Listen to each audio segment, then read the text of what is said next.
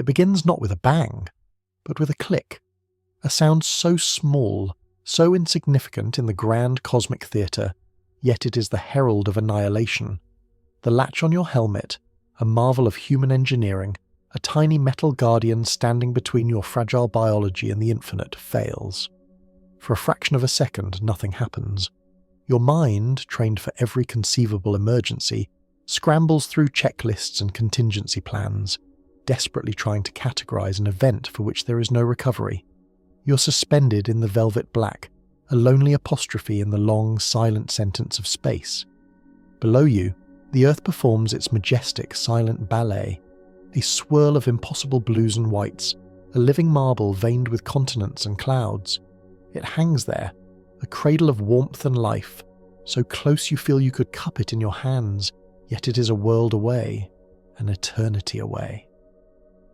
The only sound is the frantic, useless thunder of your own heart and the ragged whisper of your breath, a dwindling resource in a world suddenly devoid of it.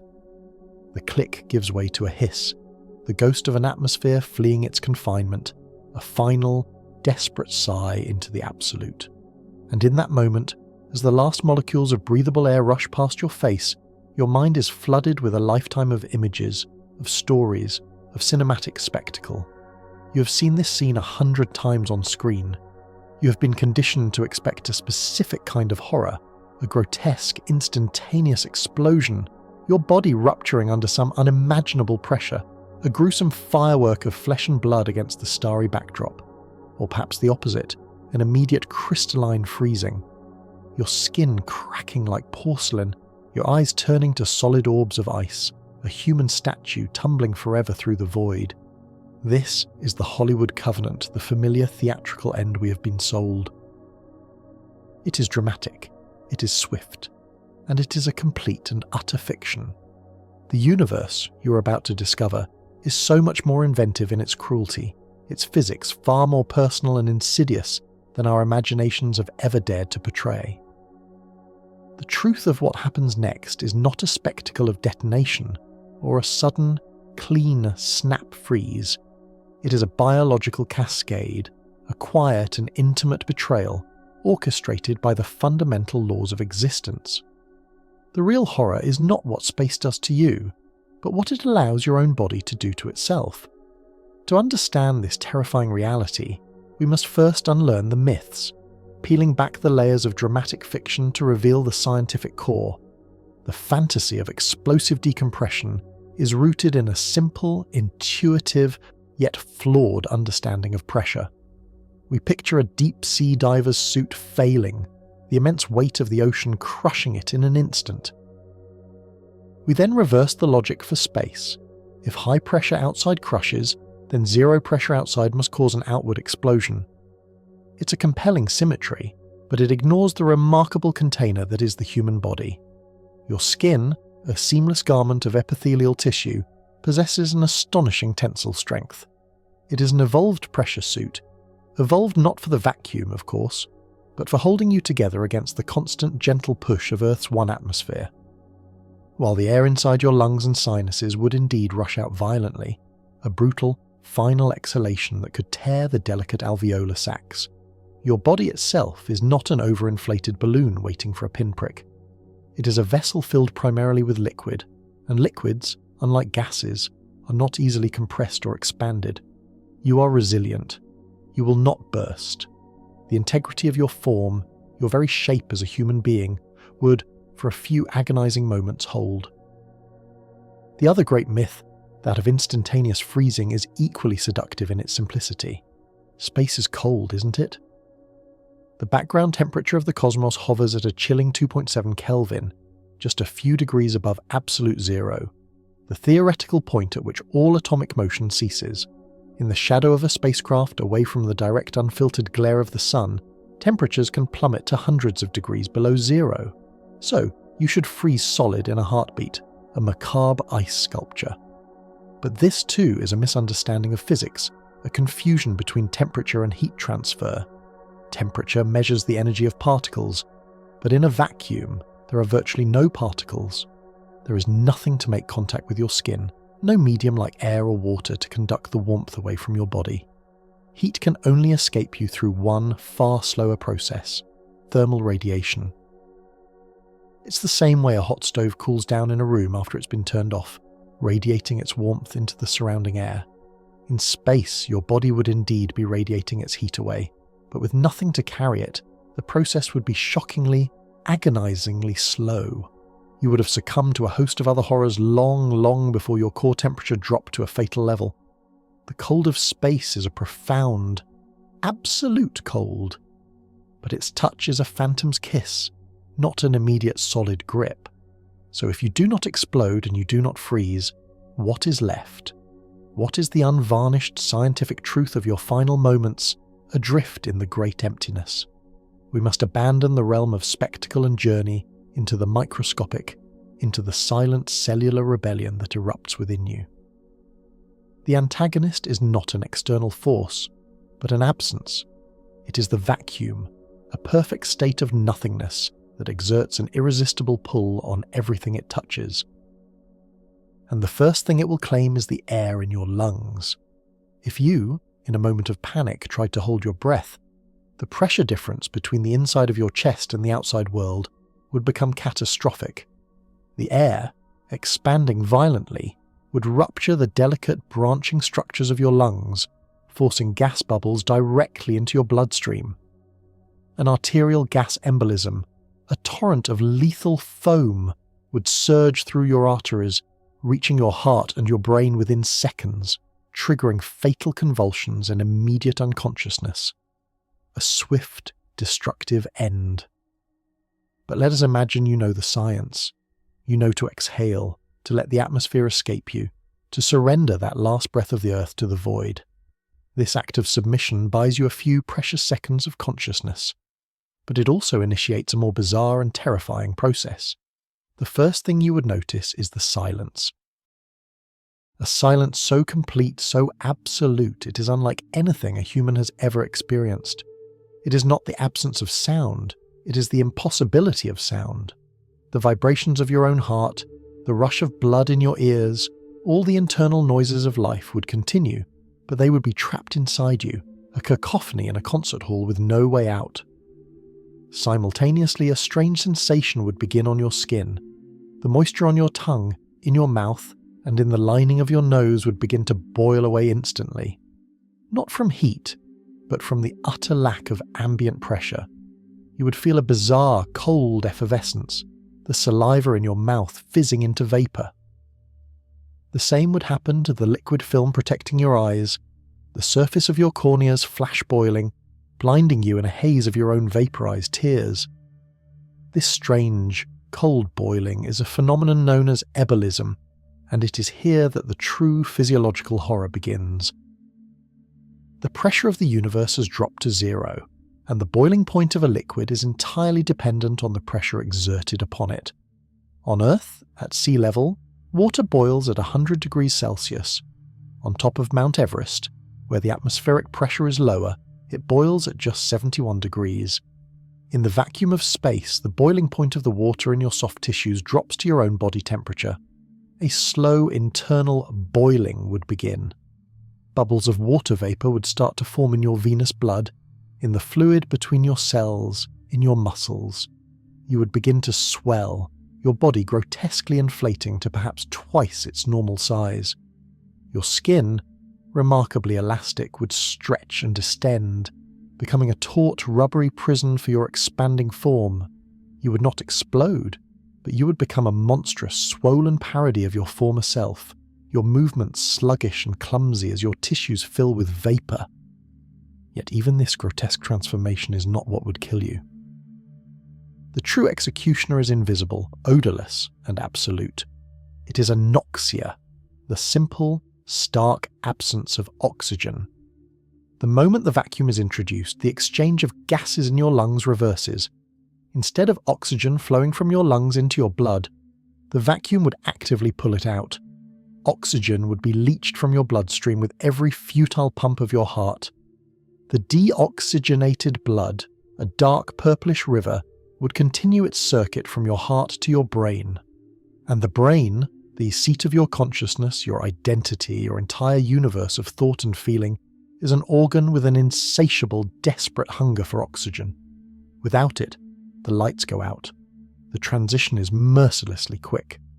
Within 5 to 10 seconds, your vision would tunnel to a pinpoint of grey. Your cognitive functions would cease. You would lose consciousness, not a gentle drift into sleep, but a switch being flipped off. You would be gone, your mind extinguished, adrift and insensate inside your swelling, failing body. From that point on, your physical form is merely a collection of decaying biological machinery. The heart might continue to beat for a minute or more, a spasming, useless muscle pumping a worthless fluid. The brain, starved of its fuel, would suffer irreparable damage almost immediately. Without pressure to keep it in solution, nitrogen dissolved in your blood would also bubble out. A deep-sea diver's bends on a cosmic scale, adding to the internal chaos. And still, you would not freeze. Your body, a warm bag of mostly water, has a great deal of thermal inertia. It would take many, many hours for you to cool to the ambient temperature of space, long after all cellular function has ceased. For a time, your greatest enemy would be the sun. If you were tumbling in direct sunlight, the unfiltered, brutal radiation would begin to cook your exposed, swollen skin, raising horrific burns on one side of your body, while the other side, facing the black, slowly radiates its heat away. A body simultaneously burning and freezing, a testament to the extremes of the cosmic environment. This is the reality. It is a sequence of events far stranger, more complex and more terrifying than the simple fictions we've created. It is a story not of explosion but of implosion, the implosion of biological systems when the rules that govern them are suddenly stripped away. It is a tale of cold boiling, of silent swelling, of the blood turning against itself, and of the mind winking out in a final oxygen-starved whisper. To truly comprehend this, we must embark on a journey. We must travel deep inside the human body, exploring the delicate balance of pressures and gases that we call life. We must venture into the physics of the void itself to understand the nature of the vacuum and the different forms of radiation that permeate it. We will visit the laboratories where these conditions are simulated, and we will look back at the history of the space race, at the rare and tragic accidents that have provided us with grim, real-world data on what happens when the fragile barrier between humanity and the cosmos is breached. Our investigation is not merely about a hypothetical, morbid scenario. It is about understanding the very essence of our own biology, the precise and fragile conditions that allow us to exist. It is a journey to understand the knife's edge upon which we live, and what it truly means to be a creature of warmth and pressure and air in a universe that is defined by none of those things. The click of a helmet latch is the starting gun for a race against physics, a race that, in the end, no living thing can ever hope to win. What is the most fragile environment in the known universe? You might imagine a distant gossamer nebula, a fleeting cosmic cloud on the verge of collapsing into starlight. You might think of a planet's delicate biosphere, a thin green veneer clinging precariously to a spinning rock. But the truth is far closer, so intimate it is inseparable from your own consciousness. The most exquisitely balanced, the most vulnerable, and the most fiercely protected environment is the one humming with life right now, just behind your own eyes. It is the warm, wet, pressurized world that exists inside your skin, a biological miracle engineered over 4 billion years to thrive under a very specific set of conditions, a very narrow, very precious set of terrestrial rules. The great, terrifying question of human exploration is what happens when we take that fragile internal world and place it where the rules do not apply. Where every law of physics, every fundamental force, is not a nurturing cradle but an executioner's edict. This is the story of that boundary, the infinitesimal line between our world and everything else. It is the story of what truly happens when you venture beyond the shield of our sky, and the only thing separating your life from the absolute is the thin, curved visor of a helmet. To understand the consequence of its removal, we must first journey into the environment it holds at bay. We call it space, but that word is a gentle euphemism for a reality our senses can barely comprehend. The defining characteristic of this realm is not darkness, nor is it the cold. It is a profound and aggressive emptiness. Here, on Earth, you're swimming through an ocean of air. Every moment of your life, your body is embraced by a pressure of nearly 15 pounds on every square inch. A constant, reassuring weight that we evolved not just to tolerate, but to depend upon. This atmospheric pressure is an invisible pillar, the force that keeps the very liquids in our bodies from boiling away into vapour. The cosmos, however, knows no such embrace. It is a vacuum, a poverty of matter so extreme it borders on the abstract. In the space between worlds, a volume the size of a cathedral might contain only a handful of stray atoms. This is not merely empty. It is a relentless physical pull, a force of cosmic suction. Your body, a pressurized vessel containing intricate systems of liquids and gases, is a fortress built to withstand an equal and opposite force from the outside. Out there, in the void, one side of that ancient equation vanishes. The push from within suddenly has nothing to push against. The equilibrium that has defined every moment of your existence is shattered, and nature, as it always does, seeks a new and violent balance. This search for balance extends to the universe's other great pillar, temperature. We think of space as cold, an image of astronauts shivering in the dark, and in the shadows, it is a cold beyond all terrestrial experience. Away from the direct gaze of a star, the temperature plummets to hundreds of degrees below zero, approaching the theoretical limit of absolute zero, the point at which all atomic motion ceases. In these eternal shadows, heat doesn't just dissipate, it is stolen away, radiated into the infinite blackness with terrifying efficiency. Any warmth is a fleeting anomaly, a temporary spark destined to be extinguished. Yet this is only half of the story, for space is a realm of impossible contrasts. Step out of that shadow and into the unfiltered glare of the sun, and the reality inverts. With no atmosphere to scatter or absorb the energy, you're exposed to a celestial blowtorch.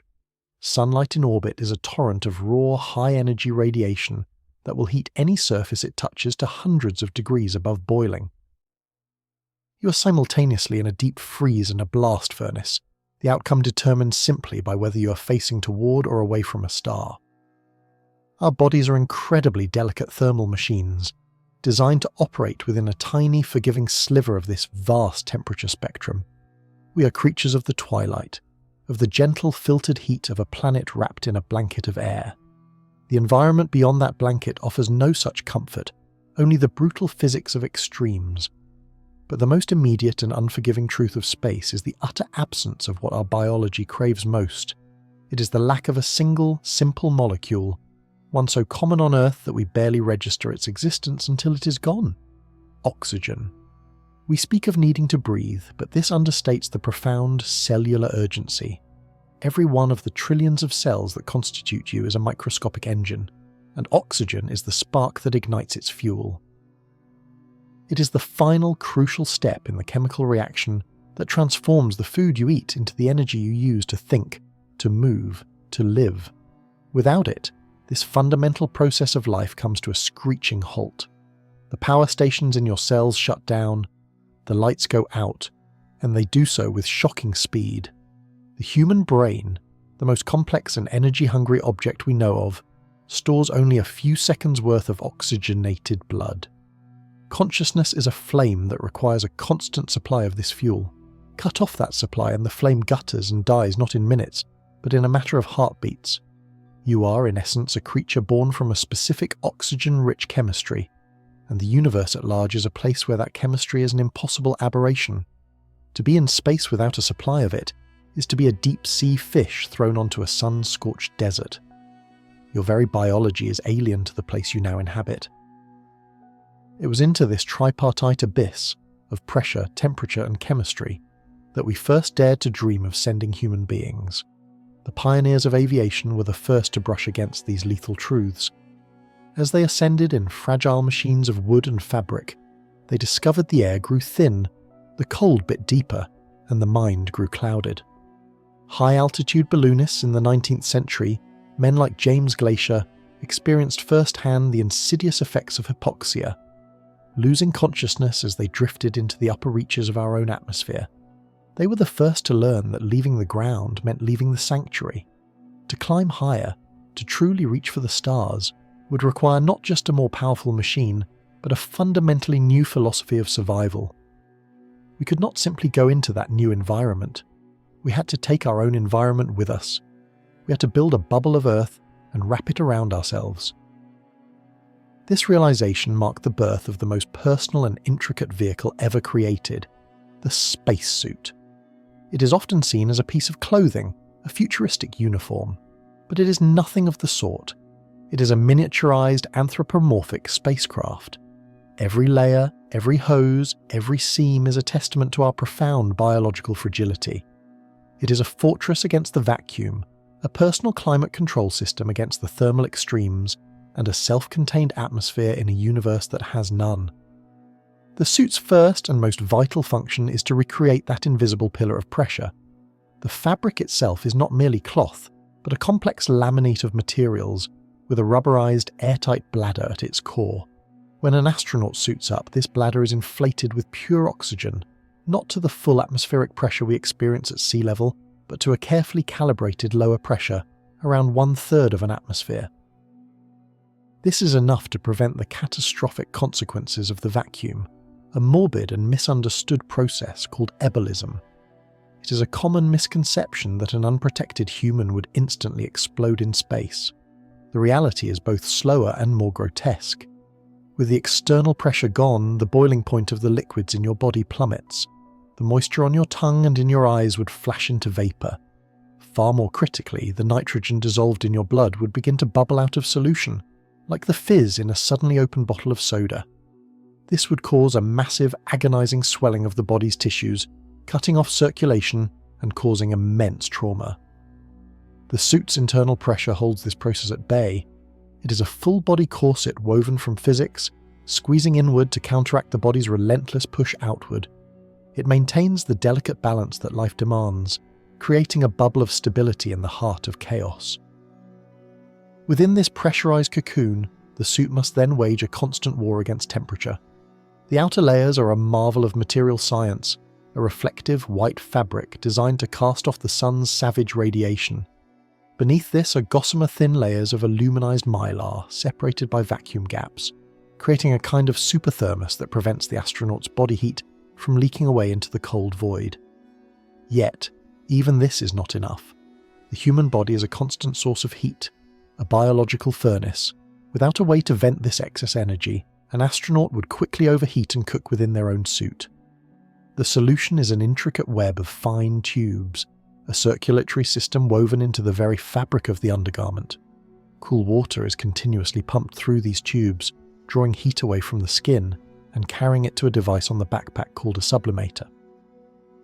Here the heat is used to turn ice into water vapour, which is then vented into space, carrying the deadly excess energy away with it. The suit is not just a shield, it is an active thermal management system, a wearable radiator and air conditioner fighting a moment-by-moment battle against both fire and ice.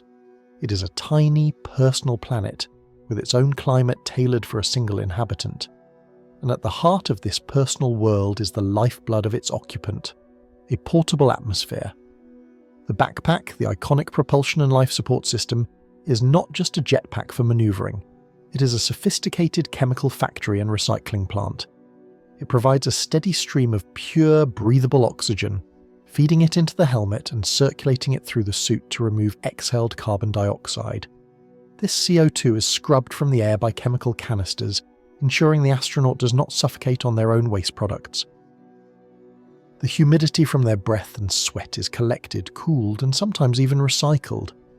Every breath taken is a breath supplied, filtered, and managed by this intricate machine. The sounds an astronaut hears are not the silence of space, but the hum of fans, the click of valves, and the reassuring hiss of oxygen. It is the sound of their own engineered world, a constant reminder that their survival is an act of technological will, a defiance of every natural law of the environment just inches away. They are not in space, they are in a bubble of Earth that is itself moving through space. All of these systems, the pressure vessel, the thermal regulator, the breathable atmosphere, converge on the single, most critical component of the entire assembly, the helmet. It is far more than a window. It is the command center of this personal spacecraft. It is the transparent, pressurized capstone that seals the entire system, containing the very air the astronaut breathes. Its visor, coated with a microscopically thin layer of gold, acts as a sophisticated sunglass, reflecting the sun's harmful ultraviolet and infrared radiation while allowing visible light to pass through. It is the mounting point for communication systems that connect a solitary human back to mission control, a voice from home across 250,000 miles of silence. It is the frame for the heads-up display that provides critical data about the suit's performance and the mission's objectives, and it is the final fragile barrier. Looking through that curved pane of polycarbonate, an astronaut sees the universe in all its impossible glory. But reflected back at them, ghosted over the stars, is their own face. It is a constant, profound reminder of their condition, a fragile consciousness, enclosed in a bubble, looking out at an infinity that was not made for them. This bubble is their world. It is their sky, their air, their pressure, their life. The integrity of that bubble is absolute. There is no room for error, no margin for failure. Because if that integrity is breached, if the seal breaks, if the visor shatters, the universe waiting on the other side will not be patient. It will rush in. So, we have built the fortress and defined the enemy. We understand the delicate world within and the hostile cosmos without. We have established the stakes. Now, the time has come to answer the question. To move beyond the theoretical and into the stark, second-by-second reality of what happens when that final, fragile barrier is removed. What happens when our bubble bursts? And so, we arrive at the most enduring, most grisly image from a century of science fiction. It's a vision seared into our collective imagination, the human body unprotected, erupting in a catastrophic explosion under the merciless gaze of the cosmos. A grotesque and instantaneous detonation of flesh and bone, a final pulpy scream against the void. This cinematic myth, repeated in countless films and stories, has become a kind of cosmic folklore, a cautionary tale of spectacular, explosive death. But like so many stories we tell ourselves about the great unknown, the truth is not only different, it is profoundly stranger, quieter, and in many ways far more terrifying. The vacuum of space is not an explosive force pushing inward. It is a profound absence, a nothingness so complete it unravels the very laws that hold our fragile biology together. The monster isn't outside you. It has been inside you all along, waiting for the pressure to drop. To understand what truly happens, we must first unlearn what we think we know, and instead journey to a place we rarely consider, the summit of our own world's highest mountains. Here, high above the clouds, a mountaineer trying to boil water for a cup of tea will discover a curious fact of physics. The water will come to a boil not at the familiar 100 degrees Celsius, but at a significantly lower temperature. The reason is simple, yet it holds the key to our survival in space. The boiling point of a liquid is not a fixed number. It is a relationship, a delicate dance between temperature and the pressure of the air pushing down upon it. In the thin atmosphere of the high peaks, there is less pressure, and so the water molecules need less energy, less heat, to escape and turn into a gas. Now imagine yourself floating in the interstellar void. The atmospheric pressure doesn't just become thin, it vanishes entirely. It drops to effectively zero. In this environment, the temperature required for a liquid to boil plummets dramatically. And here lies the first grotesque truth. Your body is over 60% water. The moisture on your tongue and in your eyes, the fluid lining your lungs, the very water that constitutes the plasma in your blood and fills every one of your trillions of cells, it is all liquid, held in that state by the comforting, crushing weight of Earth's atmosphere. Remove that pressure, and a horrifying transformation begins. At normal body temperature, a balmy 37 degrees Celsius, the water within you would instantly reach its boiling point. This isn't a boil from heat, but a boil from absence. A cold, silent boiling known by the chillingly clinical term, Ebullism. The first sensation would be an uncanny one, a bizarre fizzing on your tongue as your saliva spontaneously vaporizes. The thin layer of moisture protecting your corneas would flash into gas, leaving your eyes suddenly painfully dry. But this is just the beginning of the process. Within seconds, the water dissolved in your soft tissues would begin to undergo the same phase transition. Subcutaneous water just beneath your skin would turn to vapor, forming swelling pockets of gas. Your body would begin to distend, to bloat to perhaps twice its normal size. You would become a grotesque caricature of yourself, your skin stretched taut like a drumhead. This is the seed of the explosion myth, the kernel of truth from which the cinematic fiction grew. But your skin, remarkably, is an incredibly strong and elastic pressure suit of its own. It would hold. There would be no cataclysmic rupture, no gory explosion.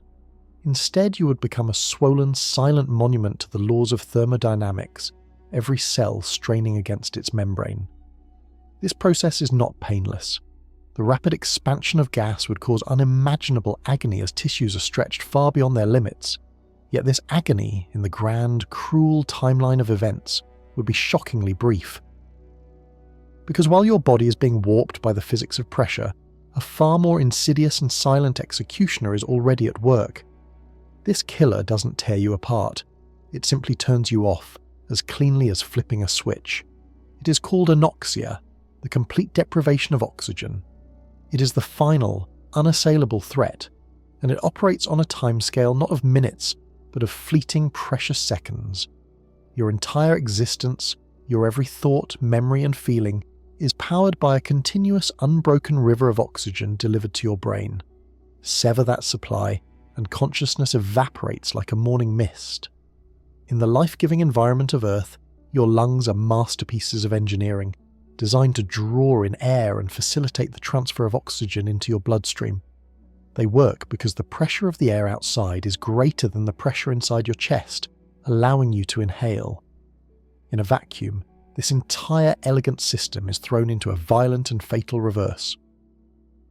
With no external pressure, the air inside your lungs, every last molecule, would be ripped out of you in a single explosive exhalation. Instinct might scream at you to hold your breath, to trap that final lungful of life-giving air.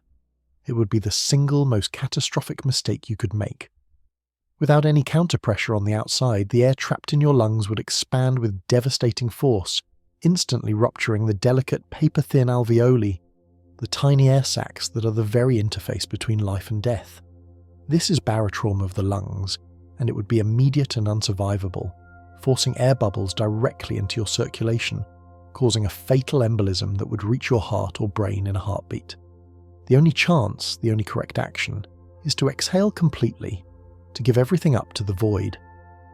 But even this only delays the inevitable. From that moment on, your lungs become a gateway not for life, but for death. Blood continues to cycle through them as your heart frantically continues to beat, but there is no more oxygen to be found. The vital exchange has ceased. The blood returning to the left side of your heart, the blood destined for your brain, is now utterly deoxygenated. It is useless. This oxygen-starved blood is then pumped with ferocious efficiency directly to the most energy-intensive organ in your body. Your brain, which accounts for only 2% of your body mass, but consumes 20% of your oxygen, is now being fed a stream of inert, life-negating fluid. The shutdown sequence begins almost immediately. We speak of something called the time of useful consciousness, a chillingly pragmatic term for how long you have before you're no longer in control, before you're functionally gone. In a sudden vacuum exposure, that window is terrifyingly small, perhaps 15 seconds. 15 seconds to comprehend the impossible, to feel the boiling on your tongue, to witness the stars in a clarity no human was meant to see, to feel the cold seeping into your skin as the moisture on it evaporates, stealing your body heat. After about 5 or 6 seconds, as that first wave of deoxygenated blood reaches your brain, confusion would set in. Your vision would begin to narrow, the starfield tunneling into a single point of light. You would experience profound dizziness, a loss of muscle control. By 9 to 12 seconds, you would lose consciousness completely. You would simply black out. No time to scream, for there is no air to carry the sound. no time to struggle. You're there one moment, a thinking, feeling being, and a dozen seconds later, you're not. The lights are out. Your body, swollen and silent, continues its lonely drift. But the person inside is gone, extinguished by a simple, brutal equation of pressure and gas. This isn't theoretical speculation. We have harrowing, real-world glimpses into this terrible reality. In 1966, during a test in a vacuum chamber at the Johnson Space Center in Houston, a technician named Jim LeBlanc was accidentally exposed to a near-perfect vacuum when his suit failed. For the 14 seconds he remained conscious, he experienced the prelude to this fate. He later recalled that the last thing he remembered before blacking out was the saliva on his tongue beginning to bubble, a first-hand account of Ebullism taking hold. He was saved by the quick thinking of his colleagues, who began repressurizing the chamber in under 30 seconds. He survived, miraculously, with little more than a lingering earache, a living testament to that razor-thin margin between life and death. But he was lucky. He was not in the unforgiving vacuum of space. A darker story is written in the tragic fate of the Soyuz 11 crew in 1971. Cosmonauts Georgy Dobrovolsky, Vladislav Volkov, and Viktor Pasayev were returning from a record-setting stay aboard the world's first space station, Salyut 1. During their capsule's separation from the station, a critical pressure equalization valve jolted open far too early at an altitude of 168 kilometers. Their cabin atmosphere bled out into space in less than 2 minutes. The cosmonauts were not in a full vacuum, but the effect of rapid, catastrophic depressurization at that altitude was identical. They had mere seconds of useful consciousness. By the time their capsule landed perfectly on the steppes of Kazakhstan, the recovery crew opened the hatch to find the 3 men sitting peacefully in their couches gone. They had been lost to anoxia, silent victims of a simple mechanical failure, their lives stolen by the unforgiving physics of the upper atmosphere. These incidents, from the high-altitude tests of the early space race to the tragic accidents that followed, all paint the same stark picture. The real danger is not the explosive spectacle of fiction, but a swift, internal and silent biological collapse. As your consciousness fades, other processes continue their grim work. The lack of atmospheric pressure causes dissolved gases in your bloodstream, primarily nitrogen, to bubble out of solution, much like the fizz when you open a carbonated drink. This would create excruciatingly painful blockages in your blood vessels, a severe form of what scuba divers call the bends. Your circulation would effectively grind to a halt. The surface of your skin, exposed to the vacuum, would experience a rapid cooling effect known as evaporative cooling. Any moisture would instantly sublimate into vapor, drawing heat away so quickly that parts of your body could develop a frost, even as your core temperature remained stable for a time. You are now adrift, a swollen, unconscious and non-functioning biological machine. Your heart might continue to beat erratically for a minute or more, a final spasm of activity in a system that has already failed. But the brain, starved of its precious oxygen, is suffering irreversible damage with each passing second. After perhaps 90 seconds of exposure, the lack of oxygen will have caused such widespread cellular death in the cerebral cortex that revival becomes impossible, even if you were somehow, miraculously, returned to a pressurized environment. The window for rescue isn't minutes, it is a frantic scramble of seconds. You must be retrieved and repressurized before that wave of deoxygenated blood completes its first lethal circuit, before the brain is starved into silence, before the time of useful consciousness ticks down to 0, so we must discard the bombastic fantasy of explosion. The reality is a cascade of failures, a sequence of betrayals by your own body in an environment it was never designed to witness. It begins with the boiling of your own fluids, a grotesque swelling that turns your body into an unrecognizable form. It proceeds with the violent emptying of your lungs, which then become conduits for death itself. And it culminates in the swift, merciful darkness of anoxia, as your brain is starved into submission.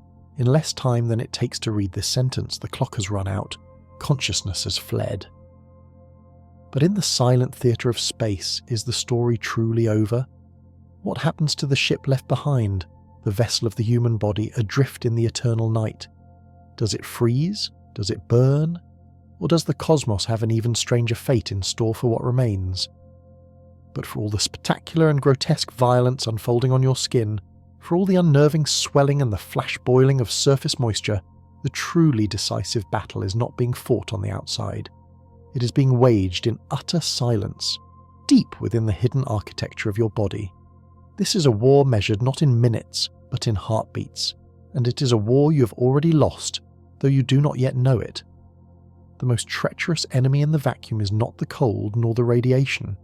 It is the vacuum itself, its insatiable emptiness reaching into your very lungs and beginning a process of reverse suffocation so swift, so efficient, it represents one of the most lethal traps in the entire cosmos.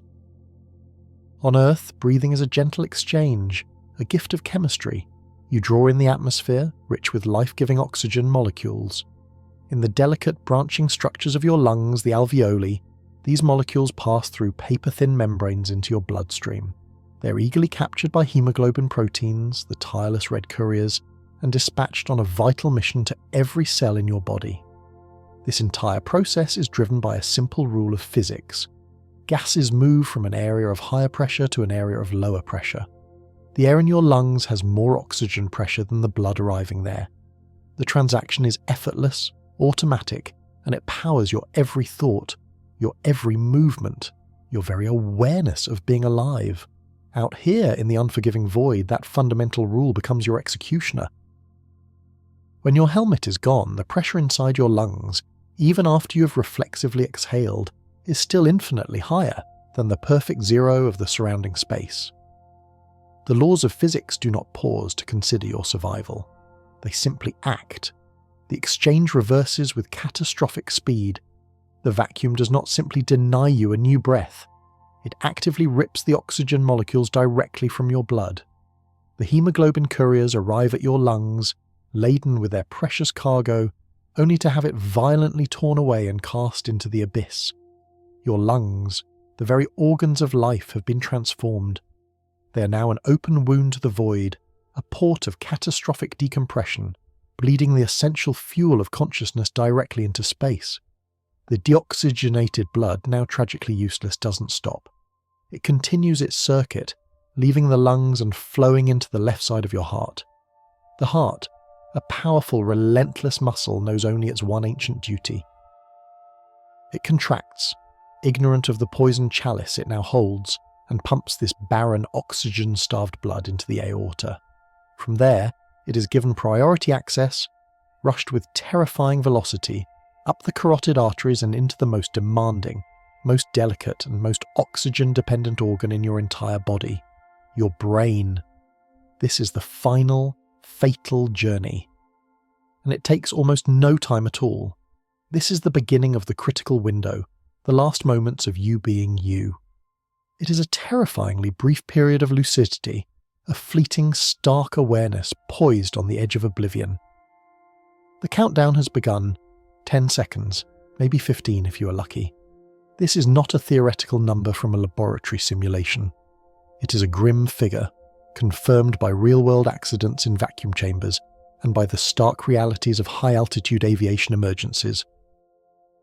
It is the amount of time it takes for that useless surge of deoxygenated blood to travel from your lungs to your brain and trigger a complete shutdown. Anoxia, the cessation of the brain's oxygen supply, is not a gentle fading. It is a switch being thrown, a precipitous, dizzying fall into absolute helplessness. For the first few seconds, perhaps 5 or 6, you're utterly, terribly aware. Your brain is still running on the residual oxygen from its last faithful delivery. In this fleeting moment of clarity, the universe plays out a silent, cruel film. Your vision may sharpen with a kind of hyper-real adrenaline. You see the Earth, a swirling marble of impossible blue and white, hanging in the blackness not as a scientific curiosity, but as a paradise lost. It is everything you're not. Warm, pressurized, alive. You can see the indifferent glitter of 1 billion distant stars, suns that will burn for eons after the last electrical flicker in your mind has died. You might try to scream, but no sound can escape your throat, for there is no air to carry it. It is a silent, primal shout swallowed by the infinite silence. You might flail, a desperate animal instinct to fight, to swim, to flee, but your limbs move through nothingness, connecting with nothing, achieving nothing but the expenditure of your last reserves of energy. The psychological horror of these seconds is impossible to overstate.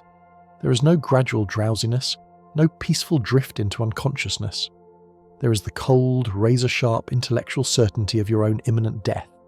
You have time to process the colossal failure, the broken tether, the micrometeorite, the simple, stupid mistake that led to this moment. You have time to think of home, of loved ones, of unfinished business. These thoughts are not memories flashing before your eyes. They are coherent, logical, and drenched in the absolute terror of knowing they are the very last thoughts you will ever have. This is the true turning point, the moment self-rescue becomes a fantasy. Even if a crewmate were just feet away, reaching for you, by the time they could possibly grab you, the conscious you is already gone. You are a spectator to your own execution. As this internal clock ticks past 8 or 9 seconds, your body, a marvel of evolutionary engineering, begins to fight back.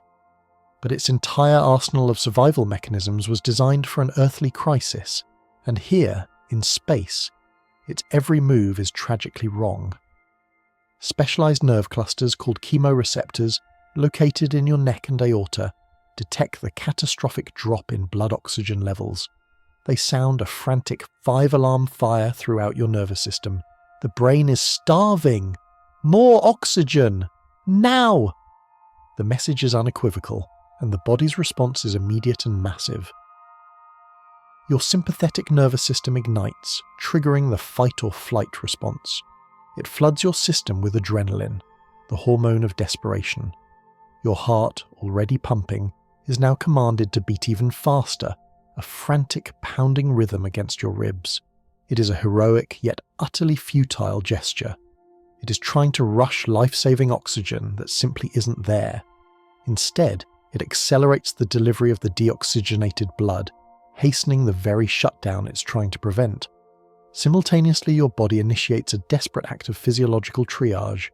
It begins to constrict blood vessels in your extremities, in your arms and legs, even in your skin and digestive system. The logic is brutal and primal. Sacrifice the limbs to save the core. It is trying to divert every last drop of blood and whatever residual oxygen it might contain to the vital organs, to the heart, and most importantly, to the failing brain. But it is a civil war fought with ghost armies and empty supply lines. Every defense mechanism, honed over 100 million years of evolution, from surviving predators on the savannah to holding your breath underwater, is now rendered not just useless, but counterproductive. Your body is screaming for a resource, oxygen, that exists in unimaginable abundance just 100 miles below, but is less present here than in the hardest industrial vacuum on Earth. The body's frantic struggle only tightens the deadly feedback loop, driving you toward the edge of consciousness even more quickly. Around the 10-second mark, the brain itself begins to actively shut down. The lights of cognition, which have burned brightly your entire life, begin to flicker and fail in a predictable, cascading sequence. The process is not uniform. It is a strategic retreat from the outside in. Your vision is the first major sense to go. The occipital lobe, at the back of your brain, is a glutton for oxygen. As its supply is cut, your field of view begins to narrow dramatically. The brilliant panorama of stars and Earth collapses into a dark tunnel. The edges of your sight fray into grey, then into black, as the world is compressed into a single wavering pinpoint of light. Sounds become distorted, stretched, and metallic, as the auditory cortex struggles to process signals without fuel. The frantic pounding of your own heart may become a distant, booming echo, the last sound you perceive before that too is consumed by the encroaching silence. This is the point of no return. Your higher cognitive functions are dissolving. The part of you that worries about your family, the part that remembers your childhood, the part that can comprehend the mathematical beauty of an orbit, is evaporating like breath on a cold day. Your sense of self, that continuous unbroken stream of consciousness, that you have known since your earliest memories is fracturing. It is like a city grid losing power, district by district. The libraries of memory go dark, the engines of logic and reason sputter and fall silent. The intricate web of personality, emotion and identity unravels. The final, coherent thought flickers out. And then, nothing. At somewhere between 10 and 15 seconds after exposure, you lose consciousness completely.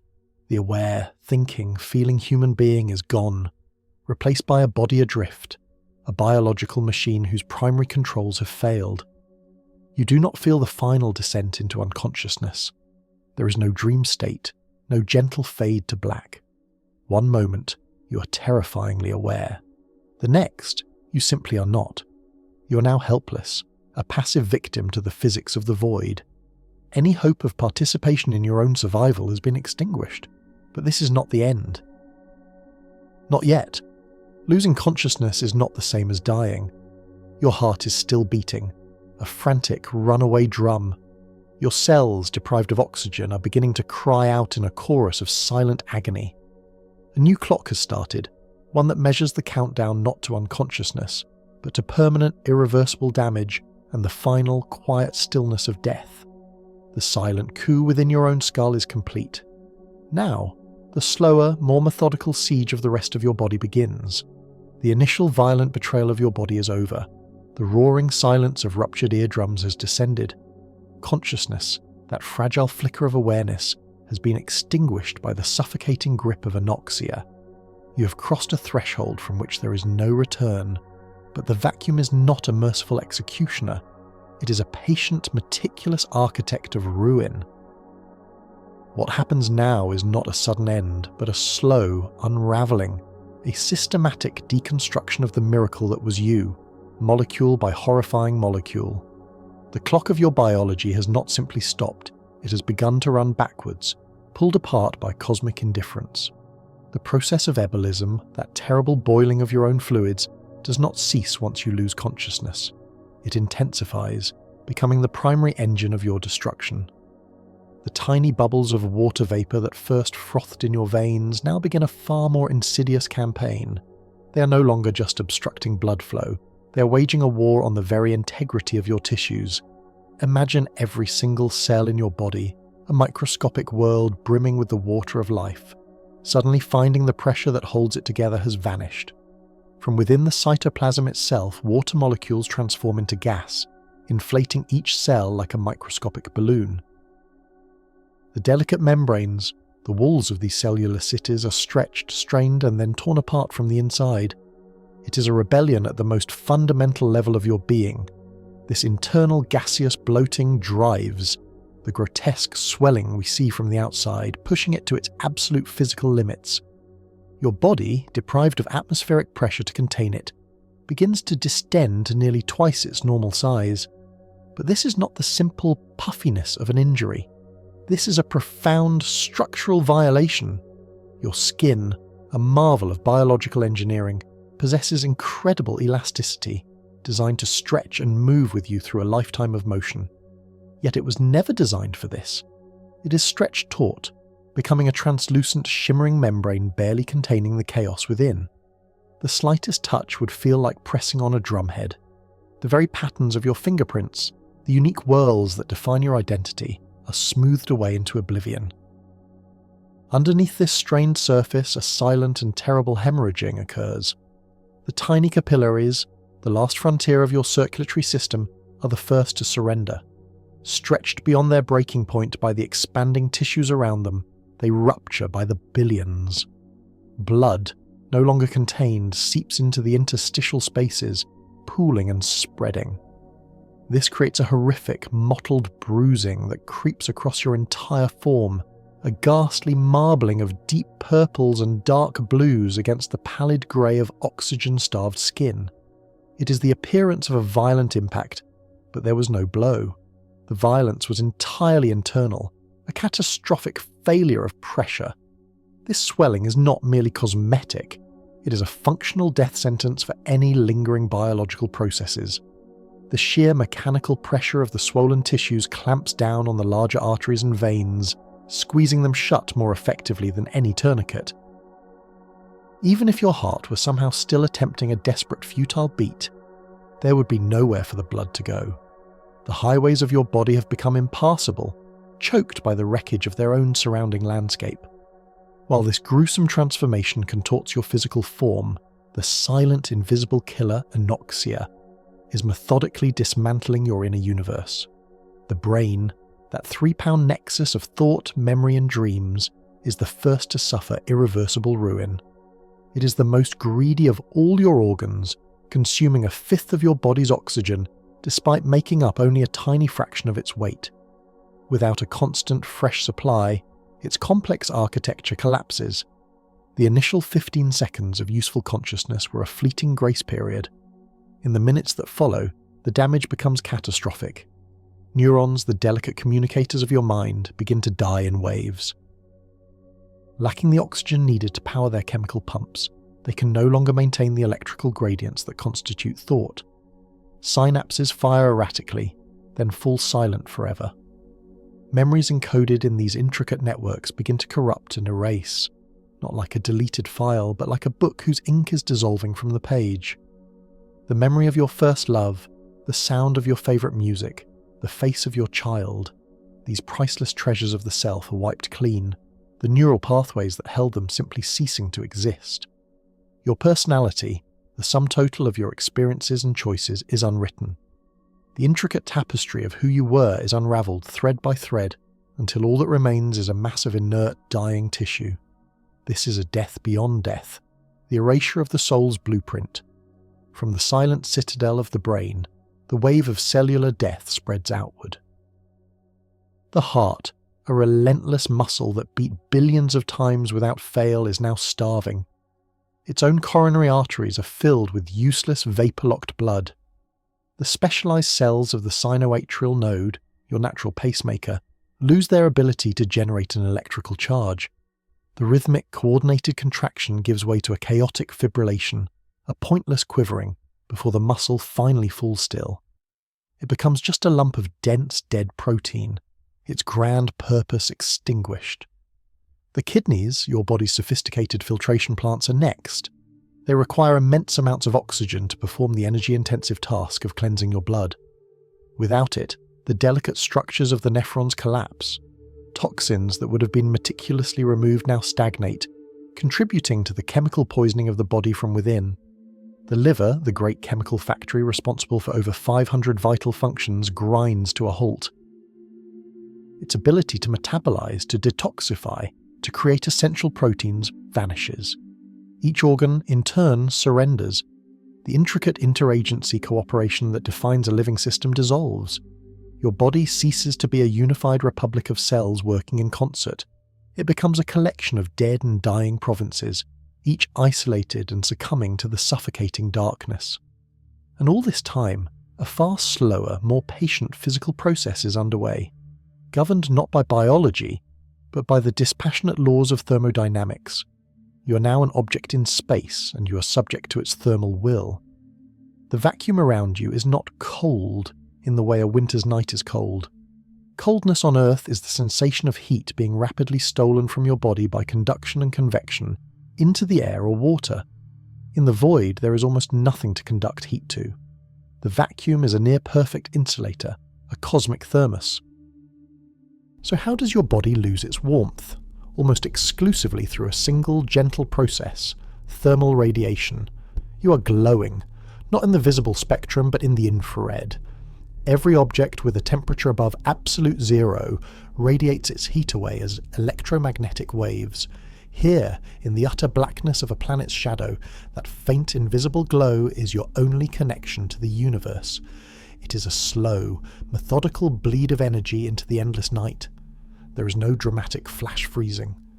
Instead, your body, which fought so hard to maintain its core temperature of 37 degrees Celsius for a lifetime, now begins a long, graceful descent towards the background temperature of space. Over hours, the residual warmth from your last moments of life radiates away.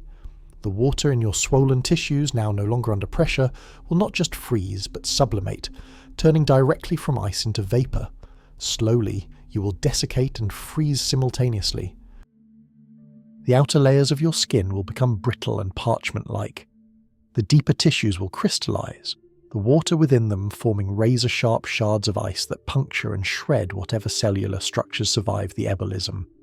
Eventually your body will reach thermal equilibrium with the cosmos around it, becoming a frozen, mummified statue, a grotesque monument of ice and dead tissue, drifting silently through the dark.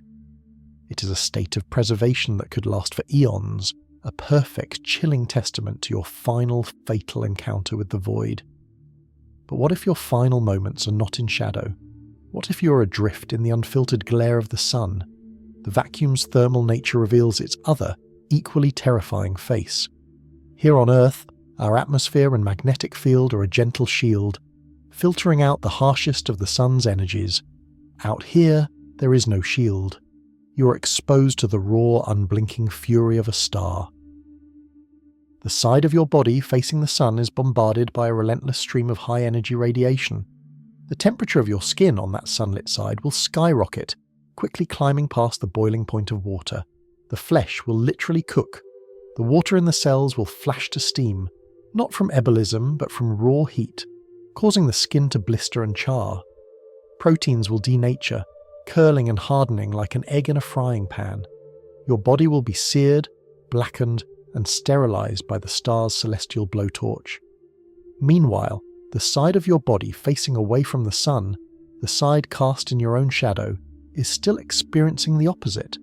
It is still radiating its heat away into the deep cold of space. It is freezing.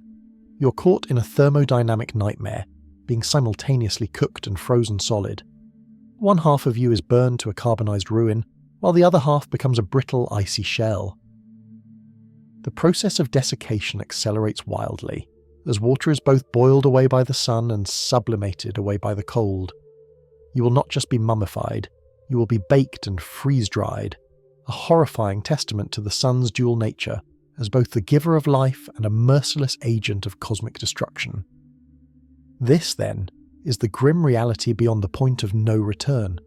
It is a methodical, multi-pronged assault. The body is torn apart from within by its own boiling fluids. It is suffocated into cellular death by a total lack of oxygen. And it is either slowly bled of all warmth into an eternal frost, or brutally cooked and frozen in the same instant. There is no dignity here.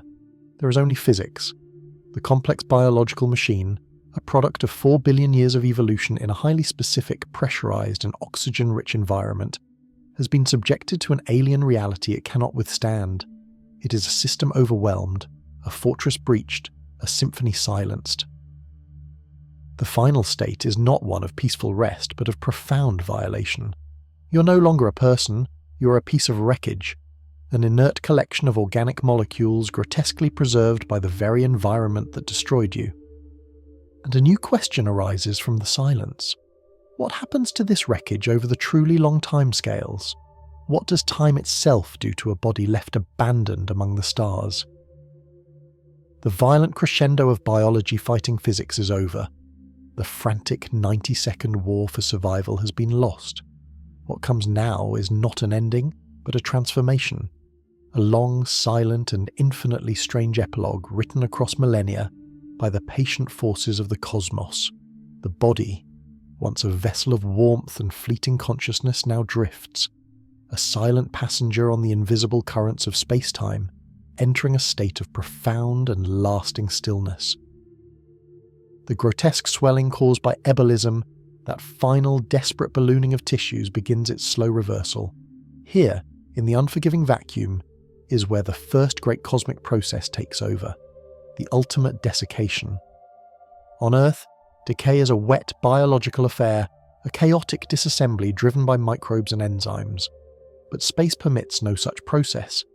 The internal bacteria that would begin decomposition are themselves flash-frozen or sterilized, their cellular machinery ground to a halt by the cold and the vacuum.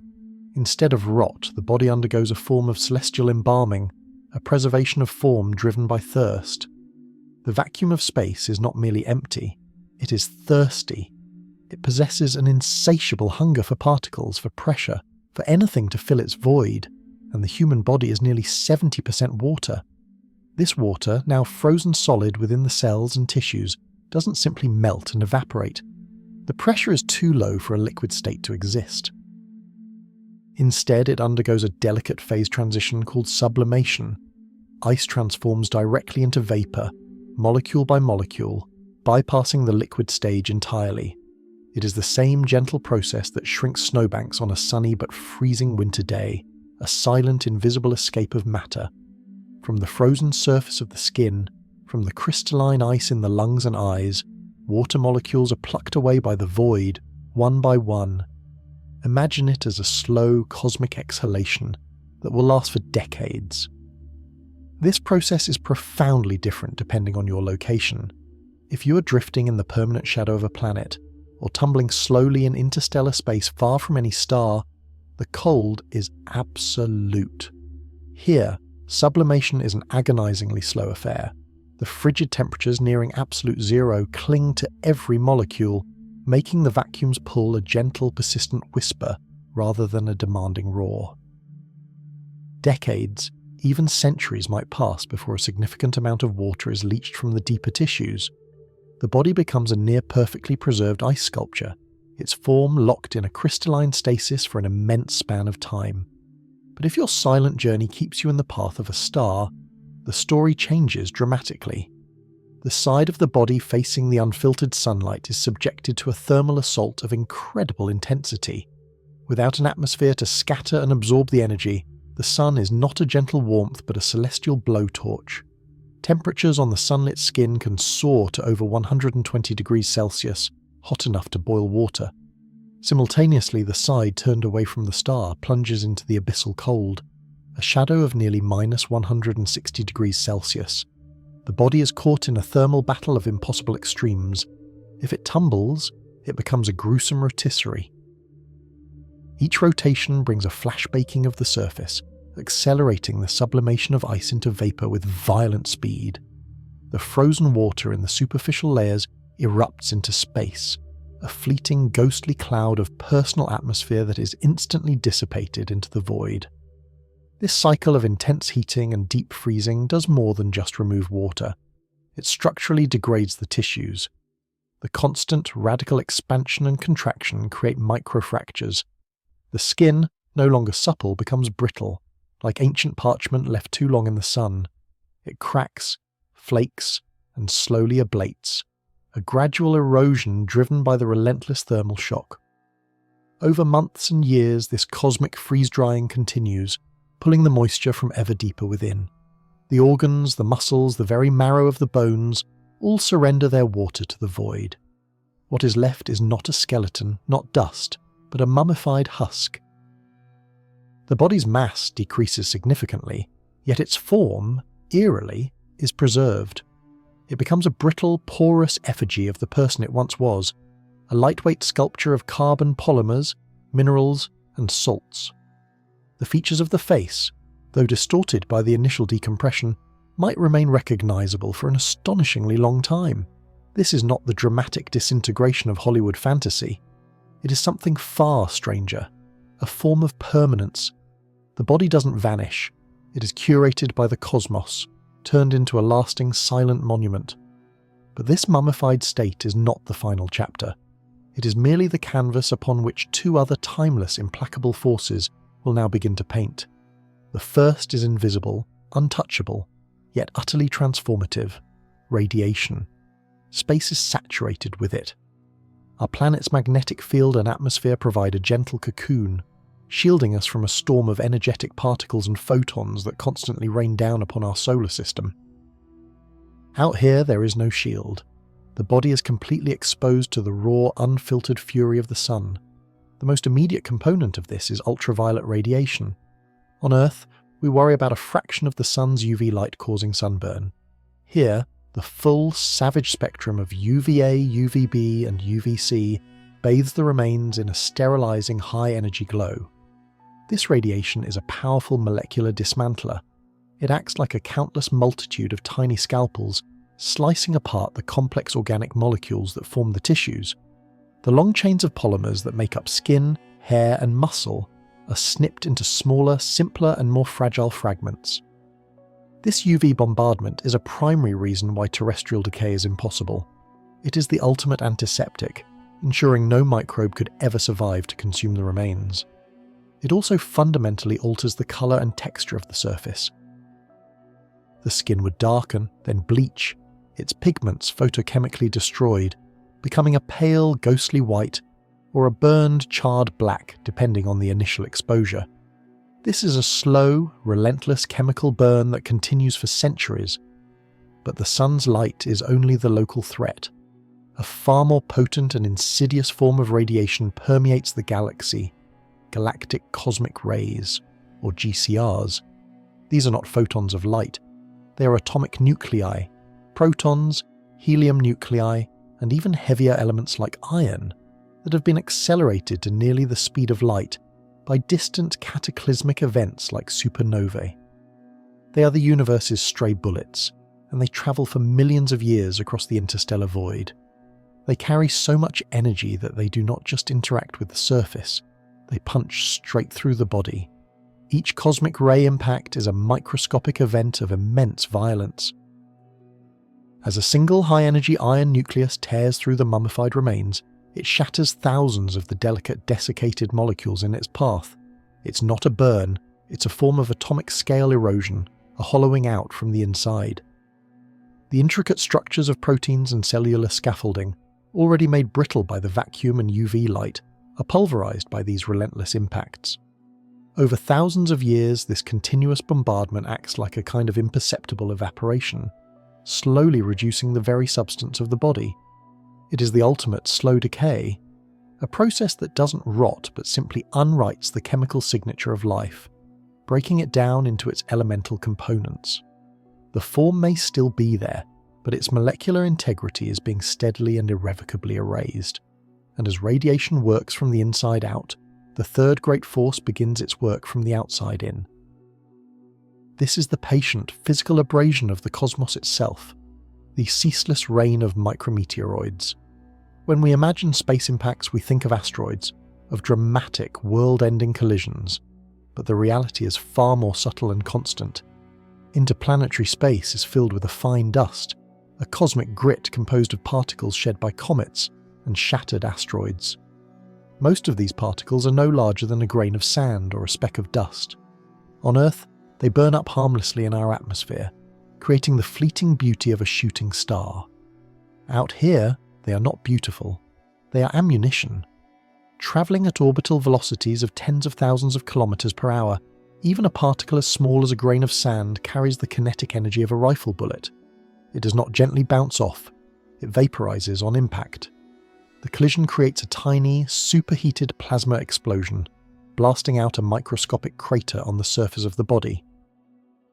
It is a process of cosmic sandblasting. A single impact is trivial, invisible to the naked eye, but over 10,000 years there will be millions of them. Over 1 million years, billions upon billions.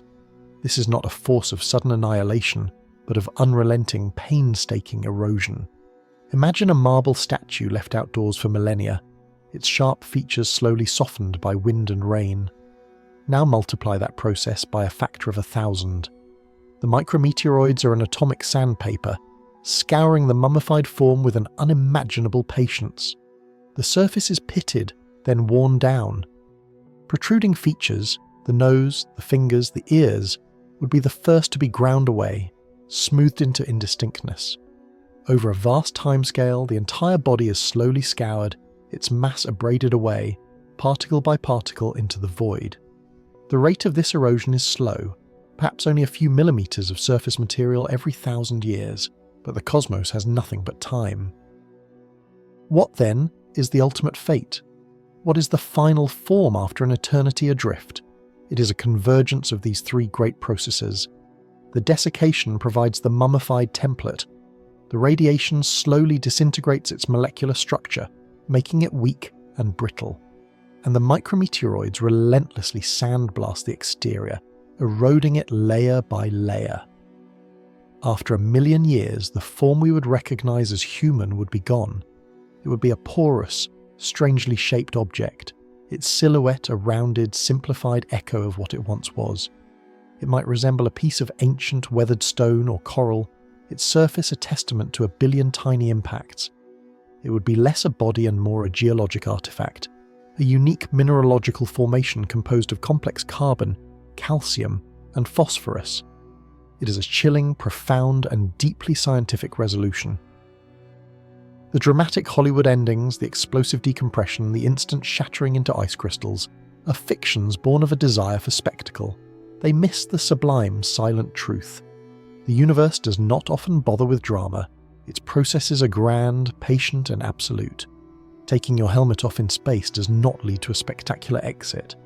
It leads to a gradual physical transformation from biology into cosmology. You do not simply cease to exist. You become a part of the cosmos in the most direct way imaginable. You become a silent witness, a time capsule of terrestrial life, slowly reshaped by the fundamental forces of the void until even your shape is just a memory. Your body endures not as a person, but as a ghost, an eroding sculpture sailing forever through the star-dusted dark. And in that silent, lonely journey, we find the final, unflinching answer to our question. And so, after this journey through the unforgiving physics of the void, we are left with the quiet, chilling truth. The fictions of Hollywood, with their explosive decompressions and instantaneous frost, have dissolved before our eyes. They have been replaced by a reality far more intricate, far more insidious, and in its own clinical way, far more terrifying.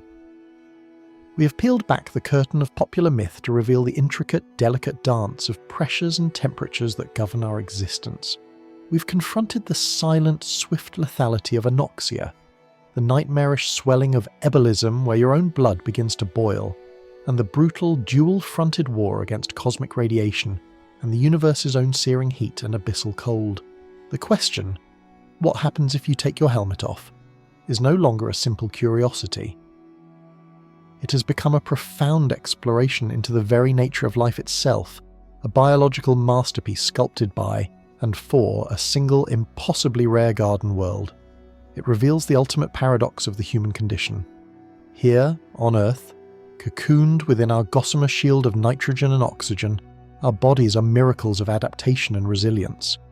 We are walking ecosystems, each of us a complex symphony of trillions of cells working in unconscious harmony, governed by laws we have only just begun to understand. Our cardiovascular system is a marvel of organic engineering, maintaining a precise internal pressure that allows liquid water, the solvent of life, to flow at a steady 98.6 degrees Fahrenheit. Our lungs are exquisite instruments, designed to filter a very specific blend of gases, extracting the vital spark of oxygen with breathtaking efficiency. Every single function, from the firing of a neuron to the beating of a heart, is calibrated to the unique terrestrial environment that birthed us. We are in every conceivable way creatures of the Earth's surface, as bound to its atmospheric ocean as a deep-sea fish is to the crushing pressures of the abyss. Yet step just 100 kilometers above that surface, and this masterpiece of evolution becomes a catastrophic liability. The very systems that grant us life become the agents of our immediate destruction. The pressure that contains our fluids vanishes, and the liquid water in our tissues flashes into vapor. The air our lungs so desperately crave is gone, replaced by a perfect, pitiless nothing that violently pulls the remaining breath from our bodies. The stable temperatures we take for granted are supplanted by a savage duality of stellar fire and shadowed frost. In the vacuum of space, the human body is a finely tuned watch thrown into a furnace, a delicate instrument exposed to a cosmic maelstrom. Its fragility is absolute, a stark and humbling reminder that our strength, our intelligence, our very consciousness, are all predicated on the thinnest imaginable layer of breathable air on a tiny rock orbiting an average star. We are not masters of the universe, we are its most fragile and perhaps most audacious children. But within that fragility we discovered an echo of astonishing resilience. For a few fleeting seconds, even in that lethal vacuum, the human spirit endures. Consciousness holds on, a stubborn flicker of awareness against the encroaching darkness. The body, betrayed by physics, still fights. The heart continues its frantic, useless rhythm. The brain, starved of its fuel, still fires its last commands, clinging to the fading ghost of self. This is not the resilience of a creature built for the void, but the desperate, defiant resilience of life itself, a testament to the sheer tenacity of an organism fighting to exist, even for a moment, against impossible odds. It's in those precious seconds that the true drama lies, the window in which a life can be pulled back from the precipice. It is a brutal, unforgiving countdown, but it is not zero, and in that sliver of time we find the entire justification for the incredible ingenuity that allows us to be there at all. It is the reason for the suit, the ship, and above all the helmet. This brings us to see the helmet for what it truly is. It is not merely a bubble of polycarbonate and glass. It is not just a sophisticated piece of headgear. It is a sanctuary. It is a personal universe, a portable Earth, a microcosm of the world we left behind, carried on our shoulders into the great silent emptiness. Within its meticulously engineered confines, the fundamental conditions for life are recreated with unwavering precision. A gentle stream of pure oxygen, smelling faintly of the sanitized, recycled air of the station, flows past your face, providing the single most critical element for your survival. It is the source of the very atmosphere that fills your lungs, a precious manufactured breath carried across the void, a whisper of home in the soundless expanse. The pressure inside that small volume is a constant, a carefully maintained 1/3 of Earth's atmosphere, just enough to keep the water in your body liquid and the gases in your blood dissolved. It is an invisible, life-sustaining force field, a bulwark against the explosive pull of the vacuum. Look closer, and you see it is also your only window onto creation. The gold-layered visor is not for aesthetics. It is a complex optical filter, a celestial shield deflecting the unfiltered, blinding rage of the sun. It stands guard against the invisible onslaught of ultraviolet radiation, a form of light that would scorch your retinas in an instant. It manages the brutal thermal energy, preventing your face from being flash-frozen in shadow or seared by direct sunlight. Through that golden-hued pane, an astronaut gazes upon the raw, unmediated majesty of the cosmos, the impossible curve of the Earth, a swirl of blue and white life hanging in the black, the stark, cratered plains of the moon, the distant cold fire of the stars. That view, perhaps the most profound vista available to human eyes, is made possible only by this transparent, multi-layered guardian. The helmet becomes a temple for the senses, the one place where the universe's sublime beauty can be witnessed without paying the ultimate price. It is the frame for the most magnificent art gallery in existence, but it is more than a shield or a window. It is the nexus of communication, the vessel for the human voice in a realm of total silence. Microphones nestled within capture every word, every breath, every subtle sign of exertion or distress, and translate it into radio waves that leap across the vacuum to mission control and to fellow explorers. A voice, the most fundamental instrument of human connection, is given purchase in a place that has never known sound. Through that link, guidance is given, discoveries are shared, warnings are issued, and reassurance is offered. It is an umbilical cord of communication, tethering the solitary explorer back to the whole of humanity. It ensures that no matter how far you drift from the airlock, you are never truly alone. The helmet, then, is the ultimate symbol of our defiance. It represents the monumental intellectual effort, the thousands of hours of research, the brilliant minds, and the sheer, unyielding will required to carve out a tiny, mobile pocket of Earth in the most hostile environment imaginable. To remove it is not just to die, it is to reject the single greatest tool of our survival, to extinguish the one flame we have so painstakingly learned to carry into the dark. And this philosophy extends outward from the helmet to encompass the entire suit, a marvel of bespoke engineering that is less a piece of clothing and more a personal, form-fitting spacecraft. It is a symphony of systems, each playing a critical, non-negotiable role. The inner layers are a web of tubes, a circulatory system of liquid coolant that pulls heat away from the astronaut's body, performing the function of sweat in an environment where sweat would not evaporate but boil. It is the only defense against overheating from the body's own metabolic processes. Layer upon layer of mylar and dacron create a thermal barrier, a high-tech thermos insulating the wearer from the wild temperature swings of space. The outermost layer is a rugged shield against the microscopic projectiles that constantly bombard everything in orbit, tiny grains of cosmic dust travelling at speeds that can turn them into hypervelocity bullets. A single puncture could be catastrophic, a slow, hissing leak that unravels the carefully maintained world within. The entire structure is a pressurized vessel, a balloon made of fabric and rubber that is both flexible enough to allow movement and strong enough to resist the constant outward force of the air inside. To move an arm or a leg is to fight against this internal pressure, an exhausting effort that turns every spacewalk into a grueling physical ordeal. And on the back, the life support system, the primary life support system, is the astronaut's guardian angel. It is the heart, lungs and kidneys of the suit, providing oxygen, removing carbon dioxide, circulating water, and powering the electronics. It is a dense, complex backpack containing all the machinery necessary to sustain a human being for 8 hours. This entire ensemble, this intricate second skin, is humanity's answer to the vacuum. It is a testament to our profound understanding of the universe's dangers, and an even more profound testament to our ingenuity in overcoming them. Every stitch, every valve, every sensor is a declaration that while we may be fragile, we are not helpless. We can build our own world, and we can take it with us. Yet, beyond the staggering technology, there is the human element, the unquantifiable courage, discipline, and training that make it all possible. An astronaut is not simply a passenger within this suit. They are its pilot, its master, its conscious mind. They have spent years, sometimes decades, in training. They have rehearsed emergencies in underwater buoyancy labs until the procedures are pure muscle memory. They have studied the suit's schematics until they know its every secret, its every strength, and its every potential point of failure.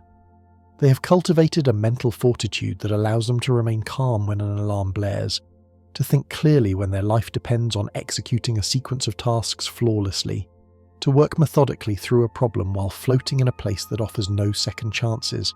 They have learned to trust their technology with an almost spiritual faith, while simultaneously being prepared for its betrayal at any moment.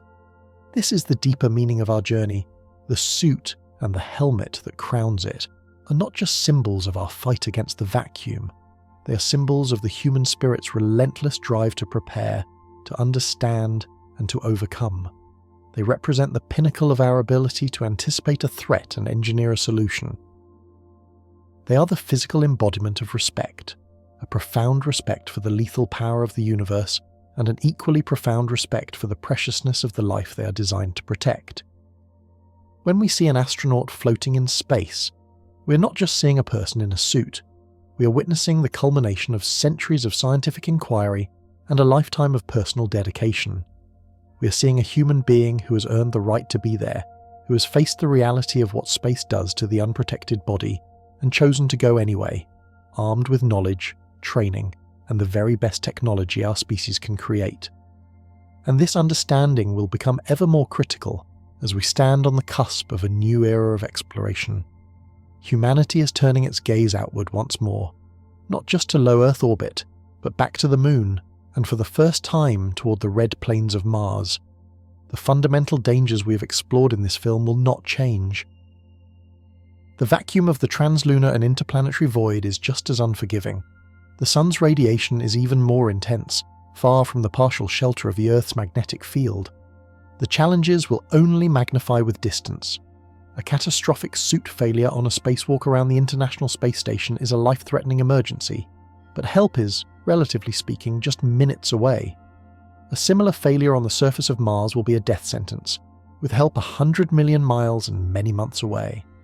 The helmets and suits of the future will need to be even more resilient, more self-reliant, more intelligent. They will need to be hardened against the fine, abrasive Martian dust. They will require more robust life support systems for longer and more complex excursions. They may even need self-healing capabilities to patch microscopic punctures from radiation or debris. The psychological burden on the explorers who wear them will be immense, the isolation more profound than any human has ever experienced. They will walk on alien worlds. Their every breath, their every heartbeat, dependent on the flawless functioning of the portable environment they carry with them. The thin, transparent visor of their helmet will be the only thing separating them from a landscape that is alien in every sense of the word, under a sky of a different colour. In the end, our exploration of this single, stark question leads us back to a fundamental truth about ourselves. We are a species defined by curiosity, a species that cannot help but look up at the stars and wonder, what is out there? And can we go? We know the universe is not designed for us. We know it is hostile and indifferent to our existence. But we refuse to let that be the final word. We choose to face the hostility, to counter the indifference with intellect and courage. The helmet is not a cage that keeps us from the universe. It is the key that unlocks it. It is the interface between our fragile biology and our boundless ambition. It is the symbol of a species born of a single world, but with a destiny that may, if we are brave enough and careful enough and brilliant enough, finally lie among the stars. It is our promise to ourselves that no matter how vast the darkness or how deep the silence, we will always find a way to bring our light, our voice, and our unquenchable thirst to see what lies beyond the horizon.